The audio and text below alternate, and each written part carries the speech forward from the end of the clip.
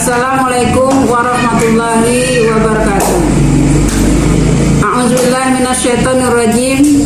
Bismillahirrahmanirrahim.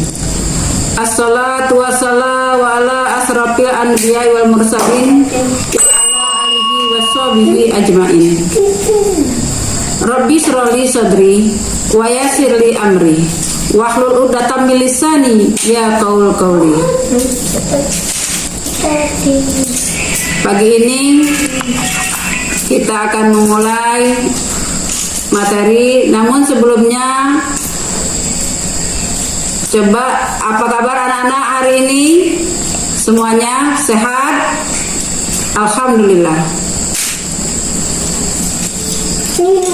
Kita akan memulai materi tentang meneladani sifat-sifat mulia para Rasul Allah Subhanahu wa ta'ala. Baiklah anak-anak, materi kita pagi ini yaitu meneladani sifat-sifat mulia para Rasul Allah Subhanahu wa ta'ala. Iman kepada para Rasul. Pengertian iman kepada para Rasul. Tugas para Rasul. Sifat-sifat Rasul, kemuliaan 5 Rasul Ulul Azmi, kisah perjuangan 25 Rasul, kisah umat terdahulu yang dusta dan durhaka, hikmah beriman dan mempelajari kisah para Rasul, sikap mulia. 1. Menjunjung tinggi kejujuran dan amanah, menjauhi sifat dusta, durhaka, dan ingkar, memiliki sifat tidak mudah menyerah, sabar dan tabah, memiliki jiwa pemimpin. 1. Pengertian iman kepada Rasul-Rasul Allah Subhanahu wa ta'ala.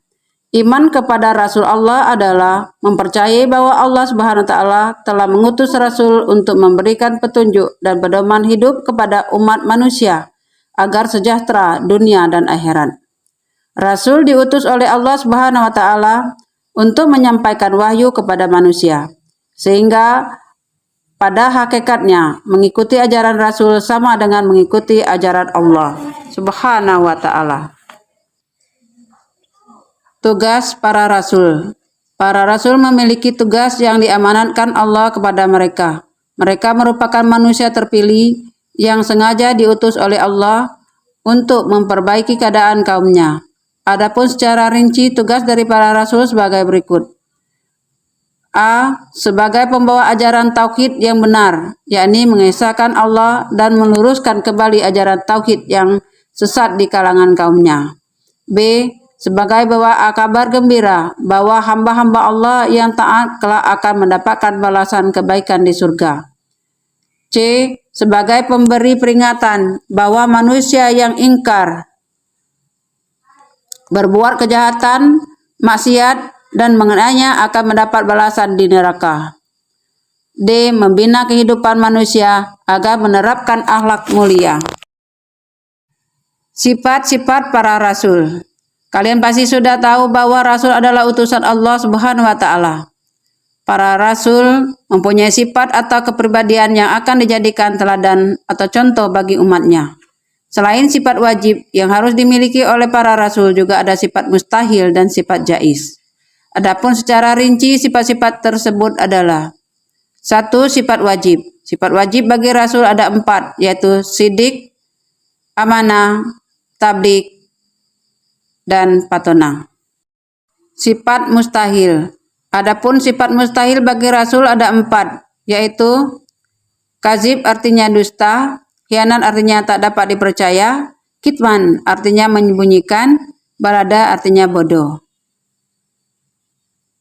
Sifat jaiz. Adapun sifat jaiz para Rasul adalah aradul basyira atau bersifat dan berperilaku sebagaimana manusia biasa. Anak-anak, adapun Rasul yang tergolong dalam ulul azmi, kalian sudah tahu bahwa Nabi dan Rasul yang wajib kita ketahui ada 25 orang. Di antara 25 rasul tersebut ada 5 rasul diberi gelar ulul azmi, yang artinya orang-orang yang memiliki keteguhan hati dalam menghadapi cobaan dari Allah Subhanahu wa taala. Adapun 5 rasul tersebut adalah A. Nabi Nuh alaihissalam, B. Nabi Ibrahim alaihissalam, C. Nabi Musa alaihissalam, D. Nabi Isa alaihissalam, E. Nabi Muhammad sallallahu alaihi wasallam. Ulul azmi merupakan sebuah gelar spesial yang diberikan kepada beberapa nabi dan rasul yang memiliki ketabahan dan tingkat kesabaran yang begitu luar biasa. Berikut ciri-ciri dari ulul azmi. Di antaranya, 1. Memiliki seruan dakwah dan ajaran yang universal untuk semua umat manusia, bahkan juga jin dan makhluk Allah yang lainnya. 2. Mengajarkan dan menyampaikan ajaran agama Islam beserta dengan syariatnya. 3. Menerima sebuah perjanjian dan juga wasiat dari Allah Subhanahu wa taala. 4. Mengajarkan ajaran kitab samawi. 5. Mempunyai kesabaran, ketabahan, serta tekad yang kuat. 6. Selalu berdoa dan meminta pertolongan kepada Allah Subhanahu wa taala supaya kaumnya diberikan hidayah dan rahmatnya. 7. Selalu memohon dan berdoa kepada Allah Subhanahu wa taala supaya kaumnya tidak menerima azab.